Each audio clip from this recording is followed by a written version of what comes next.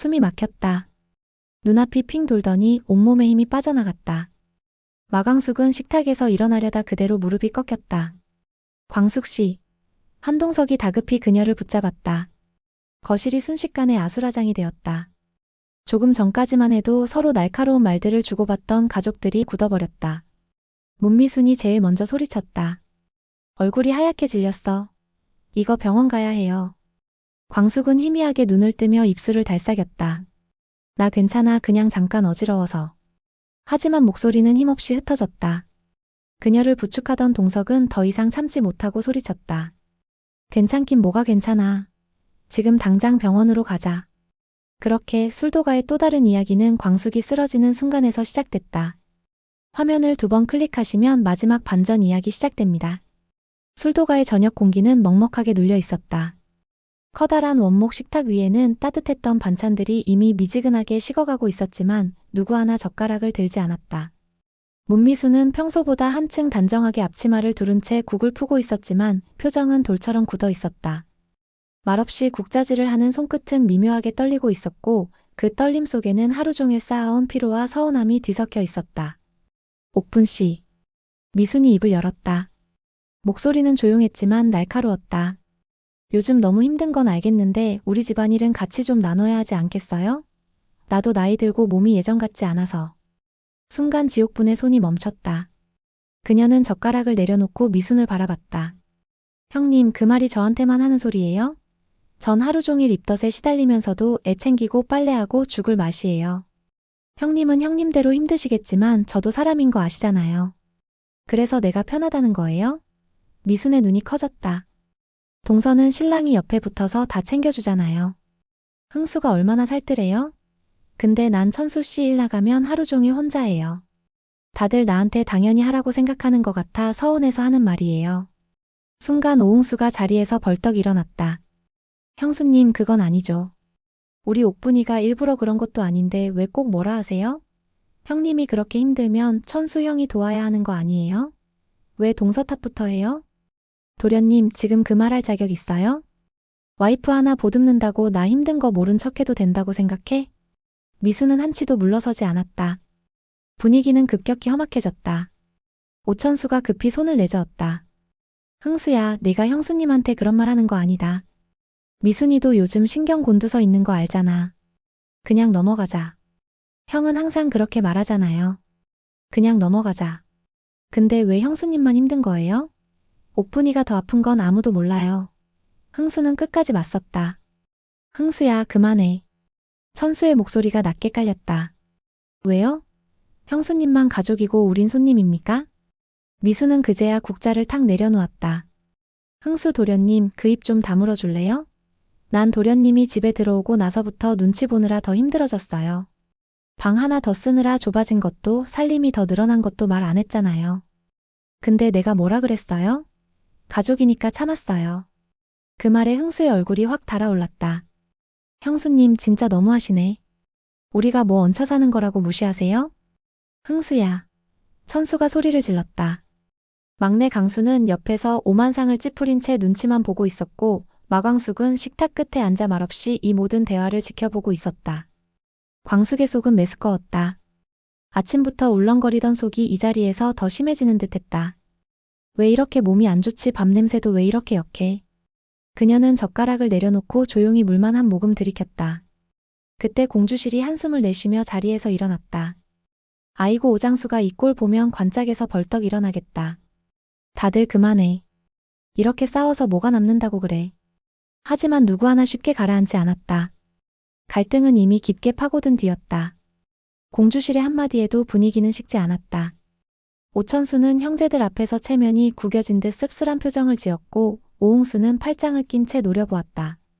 흥수야, 형수님한테 그런 식으로 말하는 거 아니다. 천수가 낮은 목소리로 다시 타이르자 흥수는 오히려 더 큰 소리를 쳤다. 형이나 잘하세요. 형수님은 형이 옆에 있으니 괜찮겠지 싶었나 봐요. 근데 홀몸도 아닌데 집안일에 바깥일에 옥분이 생각은 해본 적 있어요? 흥수야. 천수가 벌떡 일어났다. 너 지금 나까지 무시하는 거야. 지옥분이 당황해 흥수의 팔을 붙잡았지만 흥수는 고개를 돌렸다. 난 할 말 했어. 적어도 이 집에서 우리 부부가 짐처럼 여겨지는 건 싫거든. 순간 미순의 얼굴이 하얗게 질렸다. 짐? 그게 무슨 소리야? 내가 언제 동서를 짐 취급했어? 방 하나 차지하고 식구 늘어나서 살림 늘어나면 결국 다 형수님 부담 아니에요? 그걸 매번 참았다, 감쌌다 하면서 들쑤시니 더 서운하다고요. 말을 아끼던 오범수가 결국 입을 열었다. 흥수야, 그만해. 형수님이 그렇게까지 말할 이유 없었잖아. 하지만 흥수는 범수에게까지 화살을 돌렸다. 형은 또 왜? 평소에 말 한마디 없다가 이럴 때만 끼어드네. 그게 더 싫어. 잠깐의 정적. 오범수의 표정이 굳었다. 넌 진짜 버릇 없어졌다. 순간 막내 강수까지 끼어들었다. 다들 그만해요. 이게 뭔 가족이에요? 서로 들이받고 이럴 거면 그냥 따로 살아. 그 말은 오히려 불을 지핀 성냥 같았다. 천수는 한숨을 내쉬며 말했다. 그래, 너희 말이 맞다. 이렇게 사느니 차라리 다 나가서 따로 살아. 술도가 지키겠다고 피 터지게 싸우는 게 무슨 의미가 있어. 순간 거실의 공기가 싸늘해졌다. 공주실이 손으로 이마를 짚었다.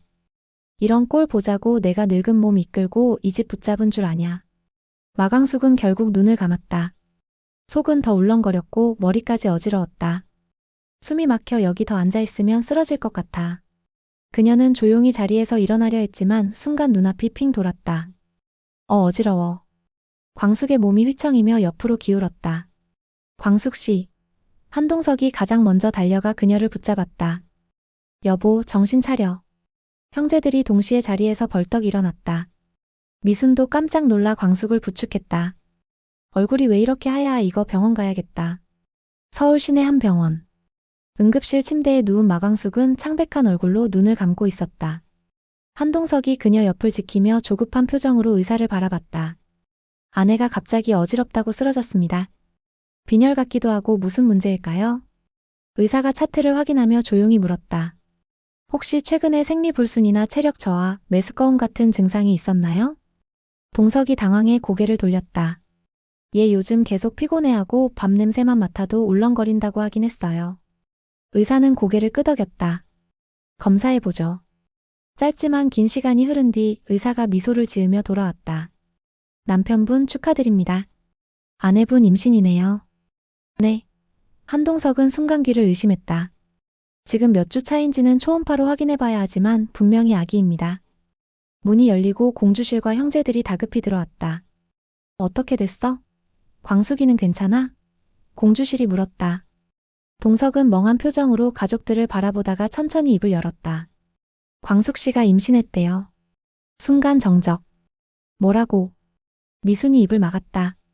흥수는 멍하니 광숙을 바라봤고 천수는 숨을 고르며 눈을 감았다. 공주실은 두 손을 모아 쥐었다. 내 촉이 맞았네. 내가 복이 들어온다 했지. 광숙은 천천히 눈을 떴다. 눈가에는 눈물이 맺혀 있었다. 정말이에요? 저 아기 가진 거예요? 의사는 고개를 끄덕였다. 네, 축하드려요. 몸은 좀 쉬셔야겠습니다. 병원 병실 앞 길게 늘어선 의자에 형제들이 나란히 앉아 있었다. 조금 전까지 서로를 향해 쏟아냈던 독한 말들이 머릿속을 때리듯 울리고 있었다. 누구도 먼저 입을 열지 못했다. 문미순이 가장 먼저 고개를 떨궜다. 내가 제일 미안해. 목소리가 떨렸다. 광숙 씨가 이렇게 아팠는데 난 그걸 몰라주고 괜히 화풀이처럼 날카롭게 굴었어. 나도 지친다고, 나만 힘들다고 그 생각밖에 못했네. 지옥분도 눈가가 젖었다. 형님, 저도 그래요. 저도 힘들다고만 생각했지 형님도 광숙 씨도 얼마나 버티고 있었는지 몰랐어요.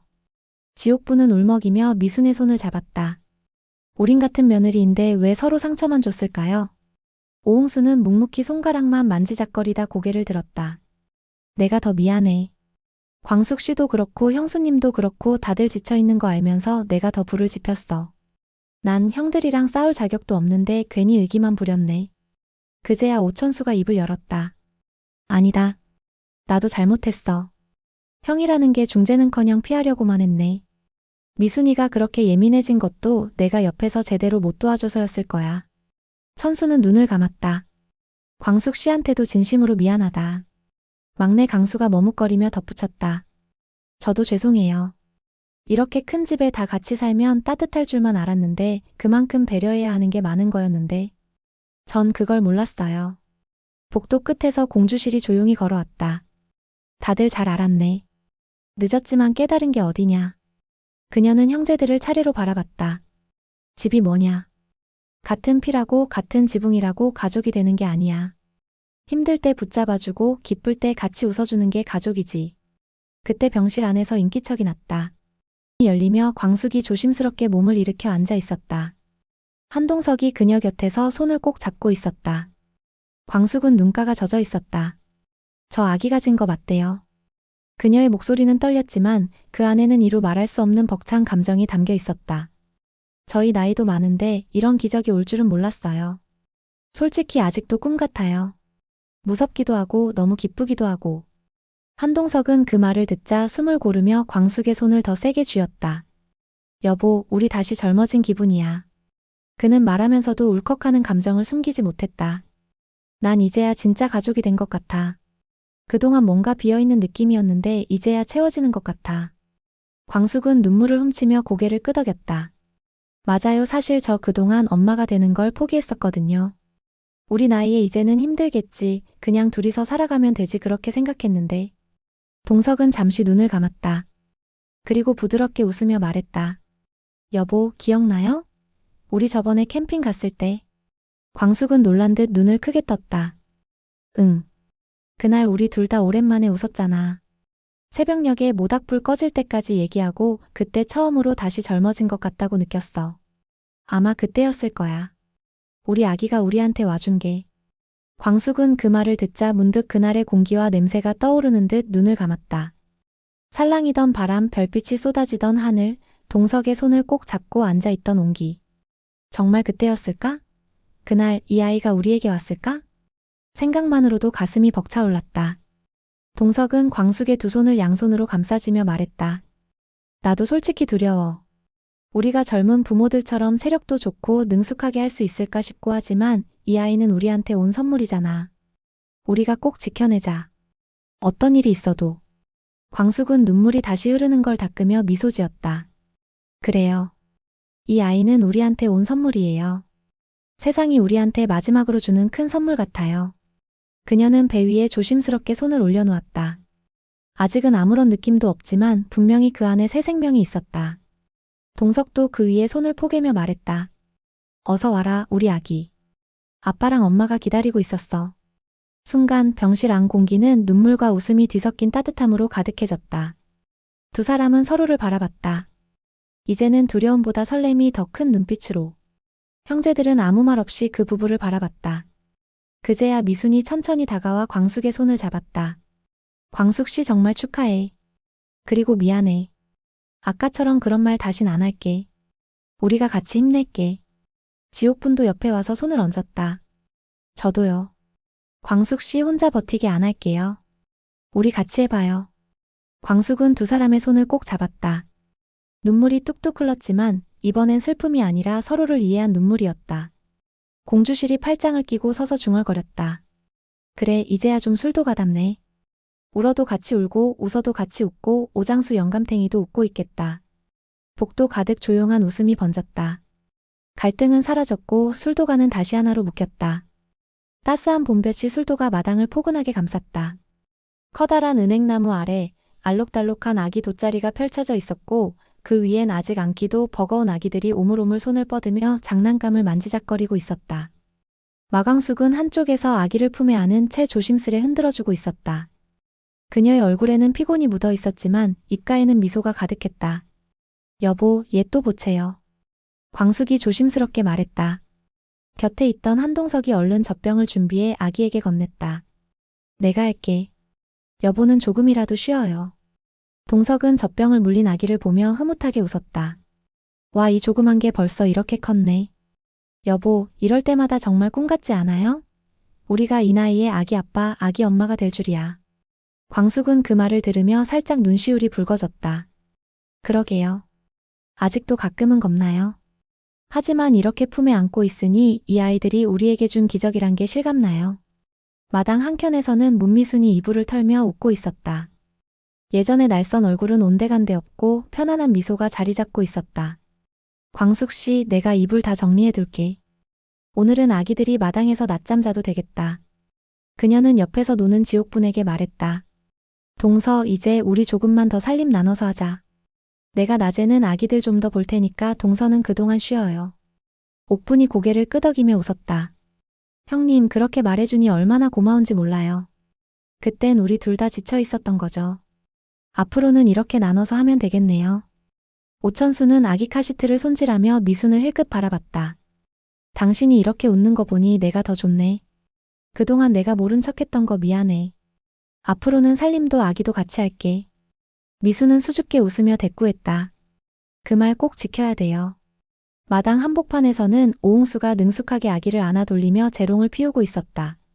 우리 딸, 삼촌이 최고지? 아빠보다 내가 더 잘 돌보지? 지옥분이 웃으며 팔짱을 꼈다. 흥수씨, 아빠 역할까지 하겠다고 하더니 요즘 진짜 실력이 늘었네. 흥수는 으쓱하며 대답했다. 당연하지. 아빠가 되는 연습 중이거든. 이제 우리도 둘째 준비해볼까? 옥분이 얼굴을 붉히며 웃음을 터뜨렸다. 오범수는 마당 끝에서 한이를 안아 올리며 동생들을 바라봤다. 한이야, 봐봐. 삼촌들 이렇게 신나게 노는 거 처음이지? 우리 집이 이렇게 시끌벅적한 게 참 오랜만이다. 한이는 아빠 품에서 까르르 웃음을 터뜨렸다. 오강수는 카메라를 들고 이 모든 풍경을 담았다. 형님들 다 모여봐요.